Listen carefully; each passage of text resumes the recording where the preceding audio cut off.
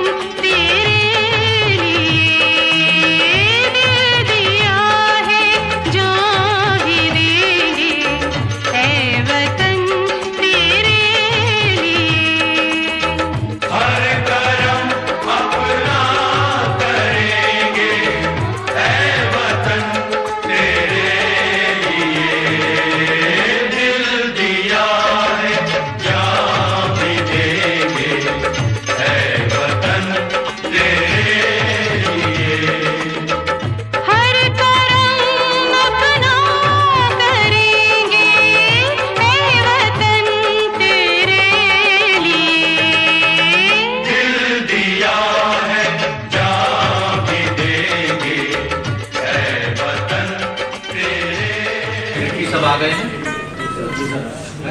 Attendance लिया प्यारो साहब?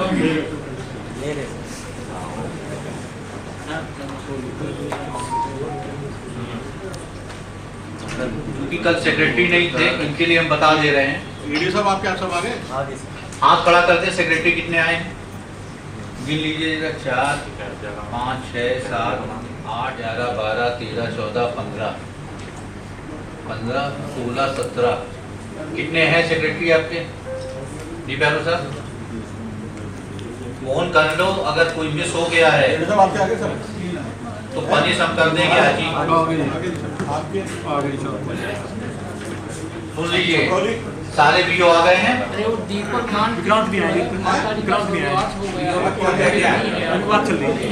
ये जानकारी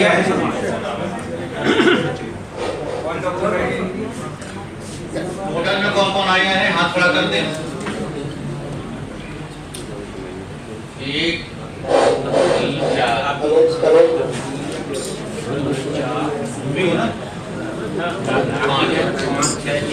ये सब वही हैं जो विकास भवन वाले हैं। बाकी सब कहाँ थे बताइए, कितने आए हैं कितने नहीं आए? आप बताइए वीओ का कितने वीओ आए हैं, कौन नहीं आया? क्यों नेत्रपड़ा वाले आए? नेत्रपड़ा बीओ, नेत्रपड़ा डॉक्टर रोहित, उसका सेक्रेटरी कौन है, बीओ कौन है, इससे अटेंडेंस लीजिए आप अपने इसमें हमें मालूम रहेगा कौन किस गौशाला का कौन नहीं आया। बनाइए जरा, इसमें नाम लिखिए उसमें और उसके साइन कराइए। सतवीर गौशाला का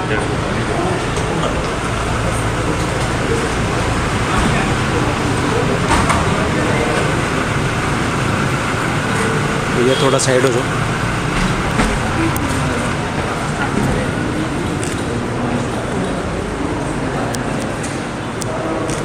साइड हो जाओ। हम लोग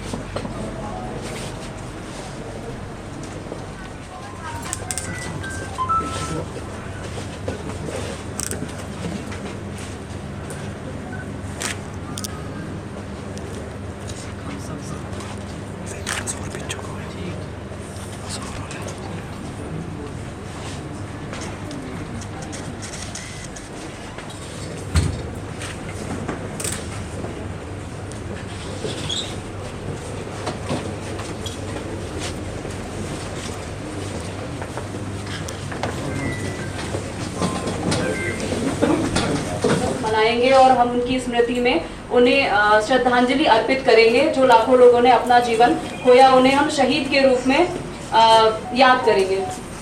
तो आज के इस स्मृति दिवस पर मैं सबसे पहले जो आज के वक्ता हैं, जो सीडीओ सर की तरफ से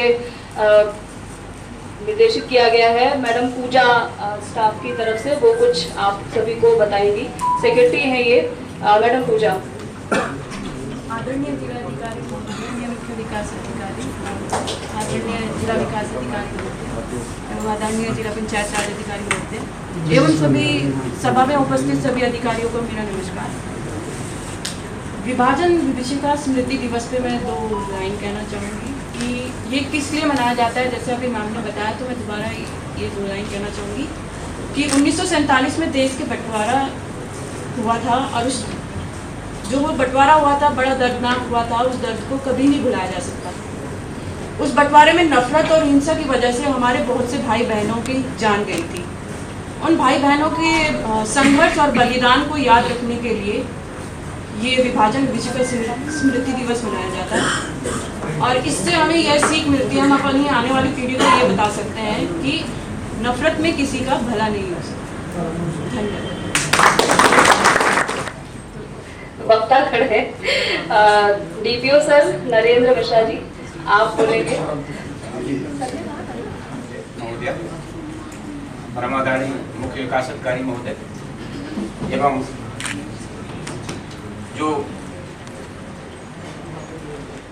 साथी, जैसा कि आपको मालूम है 1947 में जो लॉर्ड माउंटबेटन की योजना थी कि हमको इतना बड़ा भारत, उसमें जो अखंड भारत था, अविभाजित भारत था, उसकी लगभग 36-37 करोड़ आबादी थी, और उनको लगता था कि भारत एक अगर रहेगा तो फिर दुनिया कैसे मौर रहेगा।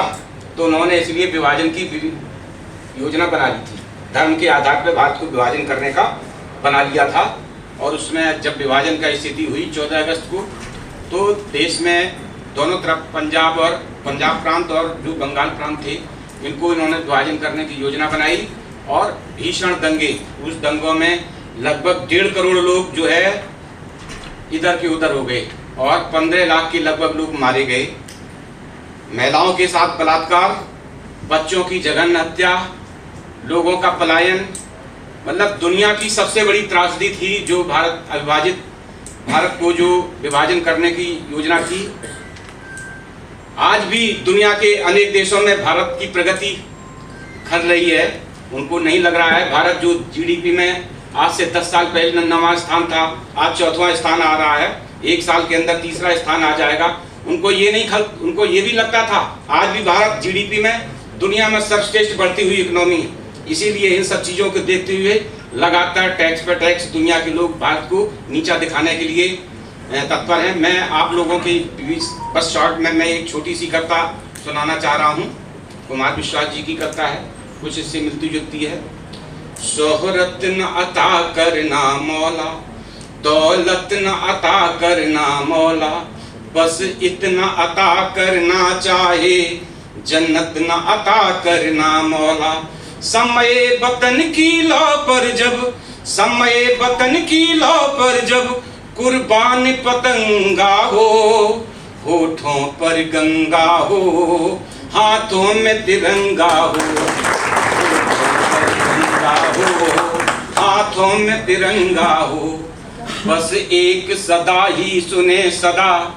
हमारे जो सैनिक लोग हैं, हमारे जो सेना पर लड़ रहे हैं, उनकी क्या अरमान है, उनको कोई अपना विज्ञापन का, उनका नाम का कोई उनको वो नहीं रहता। बस एक सदा ही सुने सदा बर्फीली मस्त हवाओं में, बस एक दुआ ही मिले सदा जलते तपते शहराओं में। जीते जी इसका मान रहे मर, उनको जब युद्ध में जाते हैं केवल तिरंगा उनको दिखाई देता है और कुछ नहीं दिखाई देता। जीते जी इसका मान रहे, मर कर मर्यादा याद रहे, हम रहें कभी या नहीं रहें, इसकी सज धज आवाज रहे। गोधरा न हो, गुजरात न हो, इंसान न नंगा हो, होठों पर गंगा हो, हाथों में तिरंगा हो, होठों पर गंगा हो, हाथों में तिरंगा हो। एक बंद और है, गीता का ज्ञान सुने न सुने, इस धरती का यश गान सुने। हमारे पूर्व राष्ट्रपति जो मिसाइल मैन श्रीमान आजाद अबुल कलाम जी है, उनको समर्पित ये करता है, गीता का ज्ञान सुने न सुने, इस धरती का यश गान सुने। हम शब्द कीर्तन सुन न सके, इस धरती का अभिमान सुने। बोलो भारत माता की, भारत माता की। धन्यवाद। और हमारे जो चीफ गेस्ट हैं सुदर्शना मैडम, जिन्होंने इसकी त्रासदी स्वयं झेली है, और हमारे उपस्थित सभी हमारे सहयोगी साथी, कर्मचारी, अधिकारी, सभी को मैं धन्यवाद देता हूं कि आप सब लोग इसमें आए और विभाजन विभीषिका जो स्मृति है, आप सब ने, जैसा सबको मालूम है, इसको बार बार रिपीट करने की ज़रूरत नहीं है कि 46 में 1946 में कि ये विभाजन हो जाए, इस परिपेक्ष को लागू करने के लिए बंगाल में नोआखाली से लेके और जगह खूब मारकाट हुई थी कि विभाजन रुके ना। तो वहाँ सुहारवर्दी थे प्रधानमंत्री उस समय वेस्ट बंगाल में, और जितने पुलिस के अधिकारी थे जो हिंदू थे उनको हटा के सब मुस्लिमों को लगा के वहाँ पर कत्लेआम हुआ था, ये दिखाने के लिए कि अगर विभाजन को कंपलसरी कर दिया जाए, कि अगर विभाजन नहीं होगा तो इसी प्रकार के कत्लेआम होंगे। उसी परिप्रेक्ष्य में हुआ था।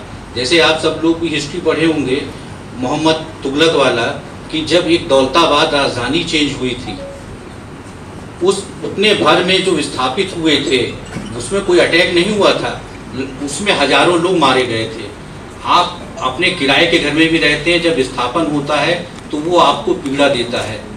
वैसे ही जब पाकिस्तान में कितने हिंदू फैमिली थे, कितने मुस्लिम फैमिली जो यहाँ से गए वहाँ पे, उन सब में जो चीज़ें हुई हैं वो आप लोगों ने बहुत सी चीज़ें तो बहुत छोटा मोटा उसकी झलकियाँ आपने तमस जो सीरियल है उसमें देखा होगा या गदर फिल्म में देखा होगा। ये सब चीज़ें विभाजन ये हम लोगों को याद दिलाती हैं सारी चीज़ें कि ये ऐसी त्रासदी थी जिसमें हम सब लोगों को चुनना पड़ेगा। सेलिब्रेट कर रहे हैं आज, और भारत के विभाजन का जो प्रभाव है वो हम सभी जानते हैं कि कितनी जो जनसंख्या है वो माइग्रेट करी है। 1.5 करोड़ के आसपास लोग जो हैं वो डिस्प्लेस हुए थे, और 10 लाख से ज़्यादा लोग उसमें मारे गए थे। बहुत ज़्यादा रक्तपान हुआ था, और इसका आर्थिक प्रभाव पड़ा, सामाजिक प्रभाव पड़ा, इसमें राजनीतिक और प्रशासनिक हमें बहुत कुछ झेलना पड़ा, और बहुत सारे विवाद हुए। और इसके अलावा जो है हमारे जो सबसे ज़्यादा था वो साइकोलॉजिकल जो उसका इम्पैक्ट था वो कहीं ज़्यादा था। और ये एक ऐसा ऐतिहासिक और त्रासक घटना थी जो हम आज भी जिसे भूल नहीं पाते हैं। तो हम अपने जो चीफ गेस्ट हैं आज श्रीमती सुदर्शना गिलोत्रा, उनका एक तो हम लोग फेलिसिटेट करते हैं, उनको स्वागत करते हैं उनका, और मैं चाहूँगी कि वो कुछ बोलें। कुछ बोल दीजिए, आशीर्वचन दे दीजिए।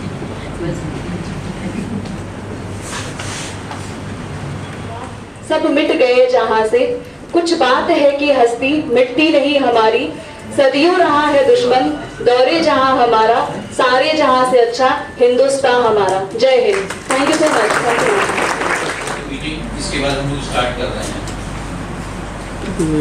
ये मैडम का क्लियर कट व्यू है कि कोई भी गौशाला में बाउंड्री वाल बनी रहे, जिससे कि कभी जैसे जंगली जानवर या कुत्ते घुस आते हैं, सब जगह CCTV रहे, हरा चारा सब जगह उपलब्ध हो, अवलेख सारी चीज अवलेख सभी जो बनते हैं वो कंप्लीट होके वहीं रखे रहें। ऐसा ना हो कि सेक्रेटरी प्रधान या व्यू अपने पास रखे, वहीं कमरे में केयर टेकर के पास में। और सबसे बेसिक चीज जो DM मैडम को, कि सेक्रेटरी आज आए हैं कल नहीं थे, DM मैडम का क्लियर कहना है कि जिनसे हम काम करा रहे हैं केयर टेकर, वही लगातार उनका पेमेंट रुकना नहीं चाहिए। अगर रुकेगा तो सेक्रेटरी का वेतन भी रुकेगा। लेकिन गौशाला के अंदर से जाती है। बताएं। ये देखो मैं 2 बार गया, फोन किया, कभी आते भी तो नहीं। पहले मैं था जी, वहाँ पे 3 साइड के ऊपर से 11 लाइन गई थी जो टंकी को कनेक्शन दे देती है, सिर्फ उसी के लिए ट्रांसफार्मर रखा हुआ है। और ट्रांसफार्मर भी आप हैडल वाला एक मैम देखिए जरा, पहले प्रॉब्लम एक बार जाके वो निरीक्षण करके आएंगे। पशु लड़ रहे थे तो वो ट्रांसफार्मर गिरने से बच गया था। हटाना पड़ेगा उसको। नगला अग्री में कौन है? बाउंड्री वॉल नहीं है वहाँ पे, तो बनवाई क्यों नहीं?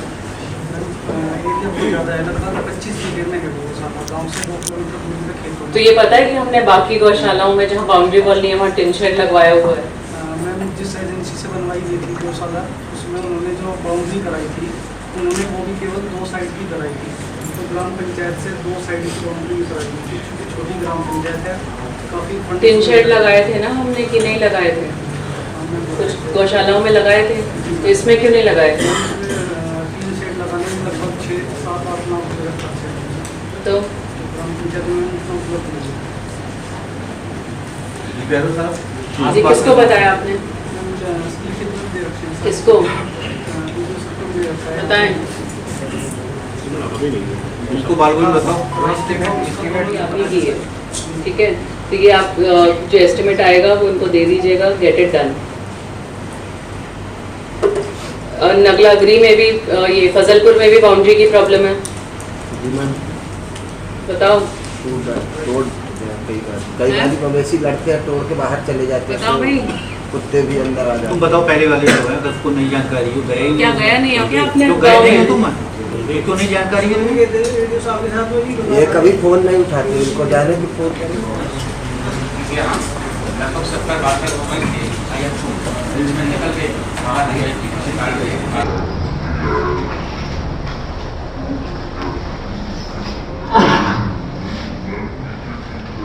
It's breaking up problem, brand, good material.